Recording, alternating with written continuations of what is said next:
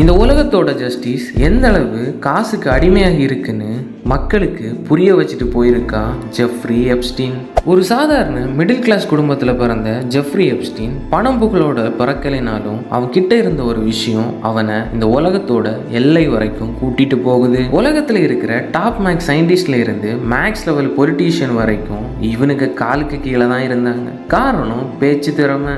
யார்கிட்ட என்ன பேசினாலும் அவங்கள அந்த வார்த்தைகளாலே ஏமாற்றி வசியம் பண்ணிடுவான் எப்ஸ்டீன். இந்த திறமையை வச்சுட்டு பணம் பதவின்னு சம்பாரிச்சதோட நிறுத்தாமல் பணத்தோட முன்னாடி மக்களோட உயிரெல்லாம் விலையே இல்லைன்னு இந்த உலகத்துக்கு காட்ட ஆரம்பிக்கிறான். 18 வயசு கீழே இருக்கிற பொண்ணுங்களை பிரைவேட் ஜெட் மூலியமா தன்னோட எப்ஸ்டீன் ஐலண்டுக்கு கூட்டிட்டு வந்து அவங்கள மசாஜ் என்கிற பேர்ல பெரிய சர்வ அதிகாரிகளுக்கு உணவா கொடுப்பான். உங்களுக்கு புரிஞ்சிருக்கணும்னு நினைக்கிறேன். ஏன் ப்ரோ இந்த பொண்ணுங்களுக்கு அறிவே இல்லையா? எதுக்காக ஒரு ஆளை நம்பி அந்த இடத்துக்கு போகிறாங்கன்னு நீங்கள் அங்கே